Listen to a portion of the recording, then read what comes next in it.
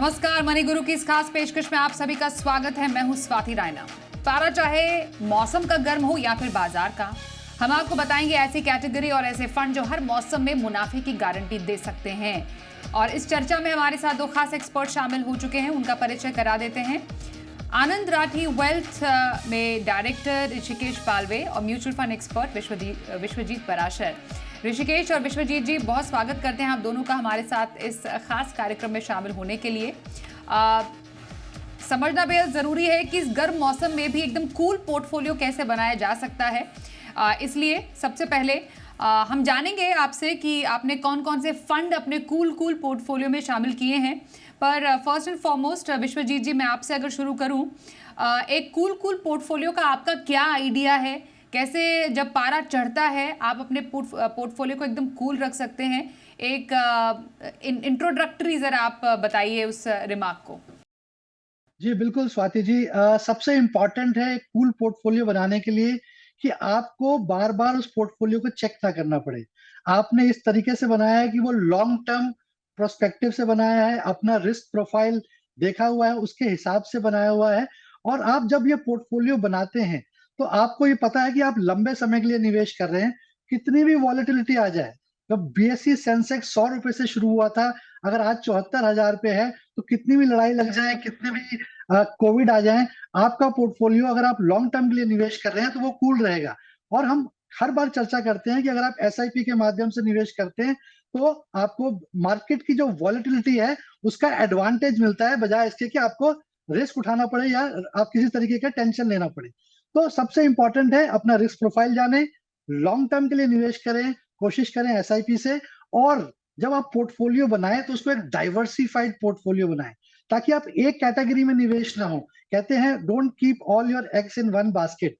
तो large cap भी हो आपके पोर्टफोलियो में, मिड कैप भी हो, स्मॉल कैप भी हो, उस तरीके से आप पोर्टफोलियो बनाएँ, ताकि कोई अगर एक सेक्टर उसमें उतार-चढ़ाव आता है या कोई एक कैटेगरी में उतार-चढ़ाव आता है, तो आपका सारा पोर्टफोलियो एकदम से रिस्क में ना आ जाए या उसमें से गिरावट ना आ जाए। तो अगर आपका डाइवर्सिफाइड पोर्टफोलियो होगा, तो आपका रिस्क भी कम होगा और आपको बार-बार उसकी कोई टेंशन नहीं होगी और रिटर्न्स की पोटेंशियल भी उसमें ज़्यादा आएगा। तो एक डाइवर्सिफाइड पोर्टफोलियो बनाएँ, अक्रॉस कैटेगरीज़ बनाएँ, जितनी ज़्यादा कैटेगरीज़ होंगी, उतना ज़्यादा अच्छा है, क्योंकि जितने डिफरेंट स्टॉक्स होंगे और अगर मार्केट में कुछ गिरावट आती है, तो कोई और अच्छी कैटेगरी उसको पोर्टफोलियो को बचा लेगी। तो डाइवर्सिफिकेशन का यही एडवांटेज है, लॉन्ग टर्म के लिए निवेश करें, कोशिश करें एसआईपी से। तो यही सब चीज़ें अगर आप ध्यान में रखेंगे, अपने रिस्क प्रोफाइल को ध्यान में रखेंगे, तो आपका एक कूल पोर्टफोलियो बन जाएगा। ओके, तो विश्वजीत जी की नज़र में एक डाइवर्सिफाइड पोर्टफोलियो एक कूल पोर्टफोलियो होता है। मैं ऋषिकेश आपसे आपका इंट्रोडक्टरी रिमार्क लेना चाहती हूँ, फिर हम डिटेल में कैटेगरी और उनके फंड्स पर भी चर्चा करेंगे। आपकी नज़र में एक कूल पोर्टफोलियो क्या है? और ऐसा कूल पोर्टफोलियो, हम वैसा वाला कूल भी कह रहे हैं, कहते हैं ना कि यू आर टू कूल, वैसे वाले कूल की भी बात कर रहे हैं और वो सर्द गर्म वाले कूल की भी बात हम कर रहे हैं कि जो ऑल वेदर पोर्टफोलियो है। तो आपके नज़र में ऐसा पोर्टफोलियो कैसा होना चाहिए? अगर दो तीन चार आप पॉइंट्स में बताएं।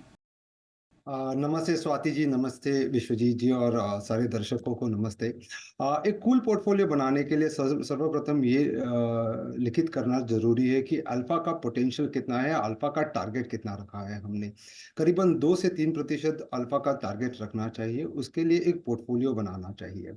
जब आप एक पोर्टफोलियो बनाते हो, जैसे 15 कैटेगरीज़ है, जैसे आपने कहा, उसमें से वो कैटेगरीज़ चुननी बहुत ज़रूरी है, जहाँ पे अल्फ़ा बनने की गुंजाइश बहुत ज़्यादा है। एक बार आपने कैटेगरी सेलेक्ट कर ली, तो फिर आपको ये देखना ज़रूरी है कि कुछ क्वालिटेटिव पैरामीटर्स होते हैं, कुछ क्वांटिटेटिव पैरामीटर्स होते हैं। जो क्वालिटेटिव पैरामीटर्स होते हैं, जैसे आपकी एएमसी हो गई, फंड मैनेजर हो गया, एएमसी का अगर कुछ बाय-आउट होने वाला है, नहीं होने वाला है, ये देखना ज़रूरी ये क्वालिटेटिव पैरामीटर्स होते हैं। क्वांटिटेटिव पैरामीटर्स में भी मैं कहना चाहूँगा कि एक पास्ट रिकॉर्ड देखना चाहिए, वो तो ज़रूरी है, लेकिन साथ ही साथ फ्यूचर पोटेंशियल देखना भी उतना ही ज़रूरी है। तो मैं कहता हूँ कि अगर परसेंटेजेस में बात करें, तो 100% में 20% आपको क्वालिटेटिव में देना चाहिए, 80% आपको क्वांटिटेटिव में देना चाहिए और उस 80 में 40% जो है वो फ्यूचर के लिए देना चाहिए और 40% जो है वो पास्ट के लिए देना चाहिए। अगर ये सब करके अगर आपका एक पोर्टफोलियो बनता है 10, 12, 13, 14 स्कीम्स का, तो उनकी 2 से 3% से अल्फा देने की क्या गुंजाइश है, ये देखना बहुत ज़रूरी है, एक कूल पोर्टफोलियो बनाने। तो ऐसा फंड जो कि एब्सोल्युटली अल्फा जनरेशन में अच्छा हो, सक्षम हो, ऐसा पोर्टफोलियो कूल पोर्टफोलियो कहलाएगा ऋषिकेश पालवे की नज़र में। अब विश्वजीत जी आपके पास आते हैं। आपने कहा कि एक डाइवर्सिफाइड पोर्टफोलियो अच्छा एक कूल पोर्टफोलियो कहलाता है, आपको एक ऑल वेदर पोर्टफोलियो भी बनाना है। शुरुआत करते हैं फंड से। मैं समझना चाहूँगी आपके इस लिस्ट ऑफ फंड्स में से, कैटेगरीज में से, वो कौन सी कैटेगरी है जो आपकी नज़र में एक पोर्टफोलियो में शामिल की जा सकती है ऑल वेदर फंड्स में?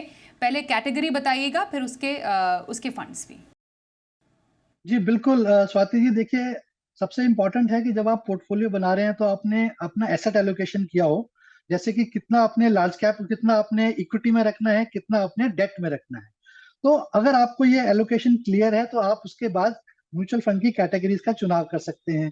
तो अगर आप बहुत ही कंजर्वेटिव निवेशक हैं तो ऑब्वियसली आप डेट फंड कैटेगरी में जाएंगे, आपके पास ज्यादा लंबा होराइजन नहीं है, टाइम होराइजन आप थोड़ा कम रखते हैं, तो डेट फंड कैटेगरीज में जाएंगे, जहां पे हम गिल्ट एक कैटेगरी है डेट फंड में, जो गवर्नमेंट सिक्योरिटीज को आप खरीदते हैं। तो जब आप गवर्नमेंट सिक्योरिटी खरीदते हैं तो उसमें 100% श्योरिटी है कि आपका कोई पैसा डिफॉल्ट नहीं होगा।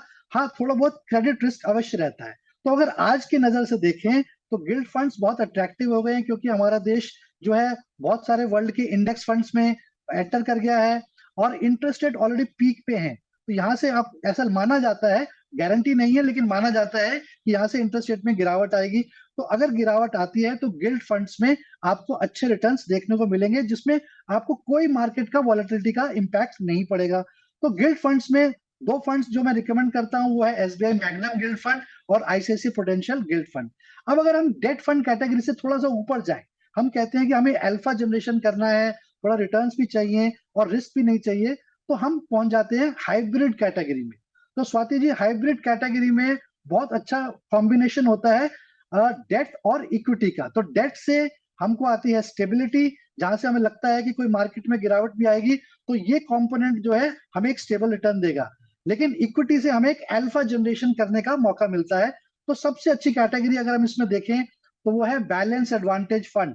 बैलेंस एडवांटेज फंड में फंड मैनेजर डिसाइड करता है कि मार्केट के हिसाब किताब को देखते हुए कि क्या उसको डेट में ज्यादा कंपोनेंट इंक्रीज करना है या फिर इक्विटी में ज्यादा करना है। अगर उनको लगता है कि मार्केट अट्रैक्टिव है, अच्छे रिटर्न्स बनेंगे, तो वो इक्विटी में अपना एक्सपोजर इंक्रीज कर देते हैं। और अगर उनको लगता है कि भाई मार्केट में अभी गिरावट आने के चांसेस हैं, तो वो फिर डेट फंड की तरफ चले जाते हैं। तो ये एक बहुत अच्छी कैटेगरी है जहां पे इक्विटी, प्योर इक्विटी फंड से भी ज्यादा रिटर्न देखने को मिली है और रिस्क जो है बहुत कम है अगर इक्विटी फंड से कंपेयर करें, क्योंकि डेट फंड आपको जो जो डेट कैटेगरी है, कंपोनेंट है, वो रिस्क को एब्जॉर्ब कर लेता है। तो इसमें एचडीएफसी बैलेंस एडवांटेज फंड और आईसीआईसीआई बैलेंस एडवांटेज फंड दो ऐसे फंड हैं जिन्होंने इक्विटी फंड से भी ज्यादा अच्छी रिटर्न्स दी हैं, प्योर इक्विटी फंड से, और रिस्क जो है कंपैरेटिवली काफी कम है। तो ये एक बहुत अच्छी कैटेगरी है जिसमें ओके काफी विश्वजीत जी, जो कंजर्वेटिव है उसमें बन सकते हैं। ओके, तो गिल्ड फंड और हाइब्रिड कैटेगरी से बैलेंस एडवांटेज फंड आपको एक कूल पोर्टफोलियो के लिए पसंद आते हैं। मैं ऋषिकेश आपके पास अब आती हूँ और आपसे जानती हूँ, हम क्योंकि एक एक करके कैटेगरीज पे बात कर रहे हैं, आप अपनी लिस्ट ऑफ कैटेगरीज से दो कैटेगरीज का जिक्र कीजिए और उनके कौन से फंड्स आप रेकमेंड करेंगे for a cool portfolio. For a cool portfolio मैं सबसे पहले कहना चाहूँगा कि आप लार्ज कैप जो फंड होते हैं, प्योर लार्ज कैप फंड होते हैं, वहाँ पे एक रेस्ट्रिक्शन होता है 80% का। तो सिर्फ उसी में ना निवेश करें अगर आपको लार्ज कैप का एक्सपोजर चाहिए, तो उसके लिए आप फोकस्ड या फ्लेक्सी और डिविडेंड यील्ड फंड्स में डाल सकते हो। और दूसरी चीज़ मैं ये कहना चाहूँगा कि कहाँ पोटेंशियल सबसे ज़्यादा ये देखने की ज़रूरत है, अल्फा पोटेंशियल देखने की ज़्यादा ज़रूरत है। जैसे पिछले साल आपने अगर देखा होगा तो मिड कैप और स्मॉल कैप में पोटेंशियल काफ़ी ज़्यादा था, क्योंकि उनका अल्फा जो था 8.5 जो मिड कैप का गुंजाइश थी और स्मॉल कैप का 14.18 प्रतिशत का कुछ अल्फा बना था। तो ये दो कैटेगरीज काफ़ी अट्रैक्टिव थी पिछले साल के हिसाब से। और तीसरी चीज ये कहना चाहूंगा, जैसे विश्वजीत जी ने भी कहा कि इंटरेस्ट रेट जो है वो फिलहाल काफी लो होने की गुंजाइश पे है। तो कॉन्ट्रा और वैल्यू फंड जो है वो काफी मुनाफेदार साबित होंगे। उनका पोटेंशियल करीबन 5 से 8% अल्फा देने का है। सो अगर मैं कहना चाहूंगा तो लार्ज कैप में सिर्फ निवेश ना करें।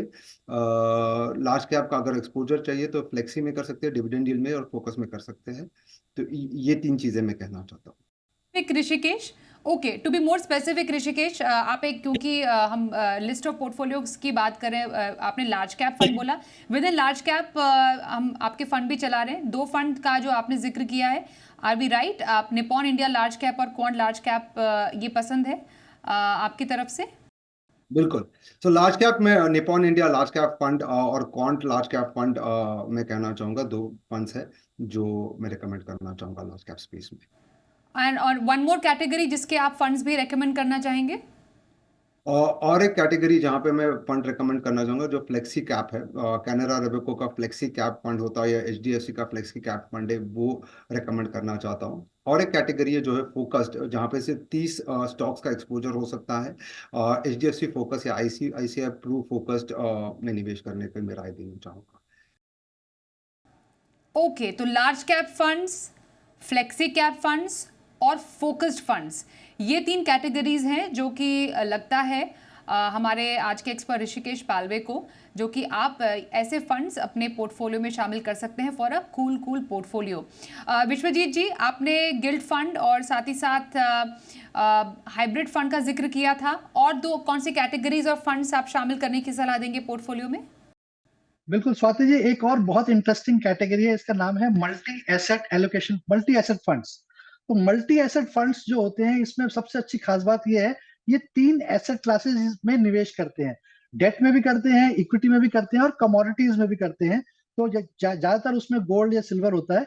तो ये 3 एसेट क्लासेस में एक साथ बहुत कम खर्चे में आपको 3 एसेट क्लासेस का एक्सपोजर मिल जाता है। और मार्केट सिनेरियो कैसा भी हो, जो आपने पूल फंड की बात करी, ऑल वेदर फंड की बात करी, ये कैटेगरी ऐसी है कि अगर इक्विटी परफॉर्म नहीं कर रही है तो डेट और गोल्ड है आपके पोर्टफोलियो में, तो वो बैलेंस आउट कर लेंगे। अगर गोल्ड परफॉर्म नहीं कर रहा है तो इक्विटी और डेट परफॉर्मेंस देकर बैलेंस आउट कर लेंगे। तो मल्टी एसेट एलोकेशन फंड्स बहुत अच्छे फंड्स हैं, बहुत अच्छी कैटेगरी है, इसमें मैं आपको जरूर रिकमेंड करूंगा। और पास्ट के रिटर्न्स भी देखें तो काफी अच्छे रिटर्न्स हैं। इसमें ICICI prudential multi asset fund और कोटक मल्टी एसेट फंड ने काफी अच्छी परफॉर्मेंस दी है। दूसरी कैटेगरी जो स्वाति जी मैं रिकमेंड करना चाहूंगा वो है large and mid cap category. क्या होता है, लार्ज कैप में एक लिमिटेशन होती है फंड मैनेजर के पास कि वो केवल सिर्फ 100 कंपनियां, जो टॉप 100 कंपनीज हैं, उन्हीं में निवेश कर सकता है, और वहां पे कुछ लिमिटेशन आ जाती है। लेकिन large and mid cap category में सबसे बड़ा एडवांटेज है कि 100 कंपनियां तो लार्ज कैप की है ही, इसके अलावा 150 कंपनियां मिड कैप स्टॉक्स भी हैं, जहां पे फंड मैनेजर उसका चुनाव कर सकता है और पिक कर सकता है। तो 250 स्टॉक्स में से चूज करना, पिक करना, काफी फंड मैनेजर टीम को काफी इजी हो जाता है, और वहां पे अल्फा जनरेशन करने के लिए बहुत इंटरेस्टिंग अपॉर्चुनिटी बन जाती है। तो इसमें भी HDFC large and mid cap fund और Motilal Oswal large and mid cap fund ने काफी कंसिस्टेंटली अच्छे रिटर्न्स दिए हैं। और अगर आज के मार्केट सिनेरियो में देखें तो ये बहुत अच्छी कैटेगरी है जहां पे आप निवेश कर सकते हैं। ओके, तो कुछ ऐसे फंड्स और कैटेगरीज जो एक कूल पोर्टफोलियो के लिए काफ़ी इंपॉर्टेंट है, ये हम जान रहे हैं हमारे दोनों एक्सपर्ट से। एक छोटे से ब्रेक के लिए रुकते हैं, पर कहीं मत जाइएगा, अभी और भी फंड्स हम इस पर डिस्कशन करेंगे एक छोटे से ब्रेक के बाद। बने रहिए हमारे साथ।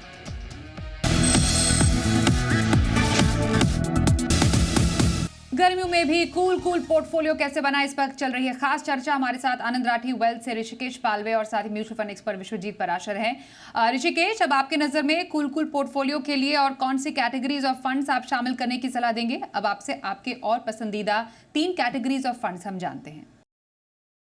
जी बिल्कुल। जैसे मैंने कहा कि ब्याज दरें कम होती हुई दिख रही है, तो कॉन्ट्रा फंड एक फंड है, जो कैटेगरी है जो देखनी चाहिए। वहाँ पे एसबीआई कॉन्ट्रा फंड काफ़ी अच्छा साबित हो सकता है। वैल्यू में देखा जाए तो कॉन्ट वैल्यू फंड जो है वो काफ़ी अच्छा साबित हो सकता है। और अगर थीमेटिक अगर देखना चाहते हो या सेक्टोरियल फंड देखना चाहते हैं तो उसमें आप एसबीआई इंफ्रा देख सकते हैं। सो ये 3 कैटेगरीज है जहाँ पे अपॉर्चुनिटी काफ़ी अच्छी दिखती नज़र आ रही है। इसके अलावा अगर बोलना चाहो तो स्मॉल कैप में अगर देखना है तो एचडीएफसी स्मॉल कैप और इन्वेस्को स्मॉल कैप फंड है। वहां पे पोटेंशियल काफी अच्छा है, क्योंकि उस कैटेगरी की अर्निंग्स जो है वहां पे अभी भी थोड़ा लैग चल रहा है और थोड़ी गुंजाइश है कि अर्निंग्स बढ़ सकती है। तो ये 3-4 कैटेगरीज का मैं राय देना चाहूंगा या रिकमेंड करना चाहूंगा। ओके, तो आपने वैल्यू कॉन्ट्रा फंड ऐसे फंड्स पोर्टफोलियो में शामिल करने की सलाह दी है। फिर सेक्टर थीमेटिक, इसका भी फ्लेवर आप अपने पोर्टफोलियो में शामिल कर सकते हैं। और बिट ऑफ स्मॉल कैप, क्योंकि small cap exposure apart from large cap mid cap भी बहुत इंपॉर्टेंट है किसी भी एक पोर्टफोलियो के लिए।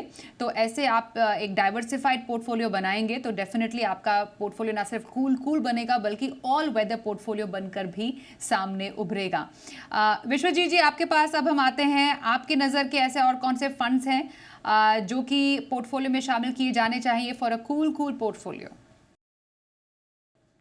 फुल पोर्टफोलियो की अगर बात करें तो मेरा अभी भी एक और उसी कैटेगरी में जाऊंगा, हाइब्रिड कैटेगरी में, जहाँ पे एग्रेसिव हाइब्रिड फंड्स होते हैं, जहाँ पे अगेन डेट और इक्विटी का कंपोनेंट होता है, लेकिन क्योंकि ये एग्रेसिव है थोड़ा इक्विटी इसमें ज्यादा होता है।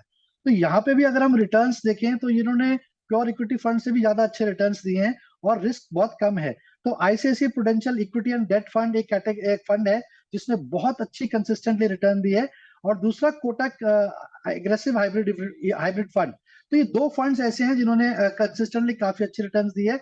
और इसमें सबसे इंपॉर्टेंट बात यह है कि इसमें 20 से 35% डेट होता है, 60-65% इक्विटी होता है। तो अल्फा भी जनरेट हो रहा है, रिस्क भी कम हो रहा है, स्टेबिलिटी आपको डेट फंड से आ रही है। दूसरी जो कैटेगरी मैं रिकमेंड करूंगा स्वाति जी, ये बहुत ही पॉपुलर हो रही है अभी, अगर हम एएमपी के नंबर्स भी देखते हैं, ये है आर्बिट्राज फंड्स, जो बहुत ही कंजर्वेटिव इन्वेस्टर्स हैं, हाई नेटवर्थ इंडिविजुअल इन्वेस्टर्स जो हाई टैक्स ब्रैकेट में हैं। ये लोग आर्बिट्राज फंड में निवेश कर सकते हैं। यहाँ पे रिटर्न्स फिक्स डिपॉजिट के कंपैरिजन में बेटर रिटर्न्स देखने को मिलती है और इक्विटी का टैक्सेशन मिलता है। तो जहां फिक्स डिपॉजिट में आप अगर आप 30% टैक्स ब्रैकेट में है तो आपको काफी कुछ टैक्स में कट जाता है, लेकिन यहाँ पे अगर आप 1 साल के लिए पैसा निवेश करते हैं तो आपको केवल 10% कैपिटल गेन टैक्स देना पड़ेगा। तो बहुत अच्छा टैक्स एफिशिएंसी है और फिक्स डिपॉजिट्स के बेटर रिटर्न्स हैं और काफी वॉलेटिलिटी से काफी बच जाता है, क्योंकि इसमें रिस्क बहुत कम है।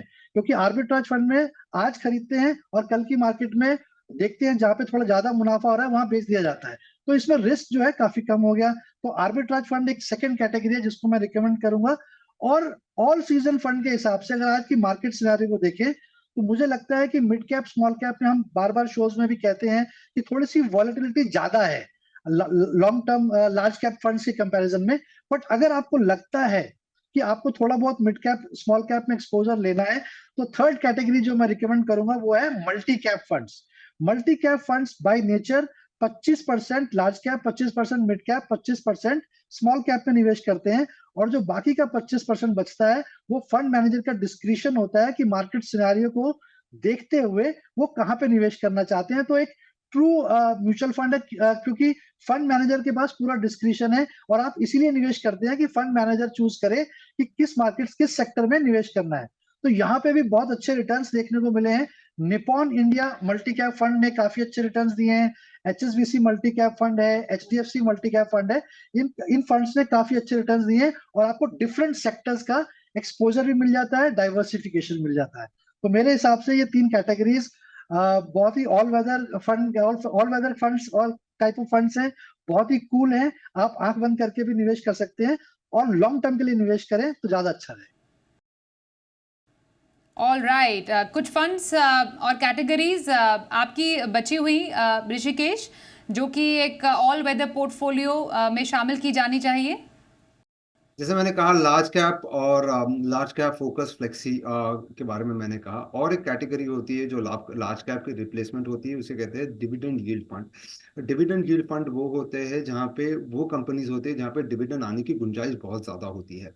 तो इस कैटेगरी में मैं कहना चाहूंगा एचडीएफसी डिविडेंड यील्ड फंड जो है काफी बेहतरीन फंड है। आईसीआईसीआई प्रू का डिविडेंड यील्ड फंड है जो काफी बेहतरीन है। और कुछ प्रमाण में कुछ अनुपात में मिड कैप में भी निवेश करना बहुत जरूरी होता है। जैसे मैंने कहा स्मॉल कैप में निवेश करना चाहिए, वैसे मिड कैप में भी करीबन आपका पूरा पोर्टफोलियो देखे तो करीबन 50% जो है वो लार्ज कैप में जाना चाहिए, 30% जो है वो मिड कैप में जाना चाहिए और 20% जो है वो स्मॉल कैप में जाना चाहिए। तो मिड कैप एक्सपोजर के लिए आप लार्ज एंड मिड देख सकते हो या फिर मिड कैप फंड देख सकते हो, प्योर मिड कैप फंड देख सकते हो। पर मिड कैप फंड्स में प्रॉब्लम यह होता है कि 65% का रेस्ट्रिक्शन होता है कि मिड कैप में होना चाहिए। तो मिड कैप में मैं कहना चाहूंगा कि एचडीएफसी मिड कैप और कोटक इमर्जिंग इक्विटी करके 2 मिड कैप फंड से उसमें डालने चाहिए, और लार्ज और मिड में डीएसपी इक्विटी अपॉर्चुनिटीज है और SBI large and mid cap fund होते हैं, उसमें निवेश करना चाहिए पर लार्ज एंड मिड। तो ये 2 कैटेगरीज, ये 3 कैटेगरीज के बारे में मैं कहना चाहूंगा जहाँ पे निवेश करना चाहिए। ओके विश्वजीत जी, आखिरी आप ही से सवाल होगा, कौन सी बची हुई कैटेगरीज हैं आपकी तरफ से, अगर हैं एक कूल पोर्टफोलियो के लिए? जी बिल्कुल, थोड़ा सा रिपीट लगे क्योंकि ऋषिकेश जी ने ऑलरेडी बोल दिया है। तो फ्लेक्सी कैप कैटेगरी जो है वो भी बहुत अच्छी कैटेगरी है, क्योंकि यहाँ पे आपका फंड मैनेजर के पास डिस्क्रिशन है कि वो किसी भी large cap, mid cap, small cap में निवेश कर सकता है, और वो ज्यादातर 60-70% लार्ज कैप में ही निवेश करते हैं। तो पराग पारिक फ्लेक्सी कैप फंड यहाँ पे बहुत अच्छा है। एचडीएफसी फ्लेक्सी कैप फंड ने बहुत अच्छे रिटर्न्स दिए। ये 2 फंड्स काफी अच्छे ऑल सीजन फंड्स हैं, यहाँ पे आप निवेश कर सकते हैं। और इसके अलावा क्योंकि ऑलरेडी ज्यादातर कैटेगरीज कवर कर ली हैं, तो मेरे हिसाब से ये 8-9 कैटेगरीज जो मैंने आपको बताई, ये काफी पोर्टफोलियो के लिए काफी संपन्न है। और ये भी ध्यान रखिए कि 7-8 फंड से ज्यादा आप अपने पोर्टफोलियो में ना रखें, ताकि आप उसको आराम से मैनेज कर सकें, ट्रैक कर सकें। और जरूर कोशिश करें डिफरेंट कैटेगरीज में निवेश करें, डिफरेंट, जैसे हमने 10 कैटेगरीज का जिक्र किया, और लॉन्ग टर्म के लिए निवेश करें। बिल्कुल, तो ये जिन कैटेगरीज और फंड्स की हमने बात की, ये ऑल इन ऑल यही बताता है, दर्शाता है कि आपको एक वेल डाइवर्सिफाइड पोर्टफोलियो बनाना है, और एक वेल डाइवर्सिफाइड पोर्टफोलियो ही एक कूल पोर्टफोलियो कहलाता है। अगर आप वन साइडेड निवेश कहीं पर करेंगे तो बाजार की गर्मी में, या बाजार जब लाल हो जाता है, तब आपका पोर्टफोलियो भी लाल होना लाजमी है। इसलिए डेफिनेटली एक वेल डाइवर्सिफाइड पोर्टफोलियो बनाएंगे तो एकदम कूल पोर्टफोलियो आपका बनेगा। Thank you so much Rishikesh और विश्वजीत जी हमारे साथ इस शो में शामिल होने के लिए। ब्रेक का वक्त है, देखते रहिए जी बिजनेस।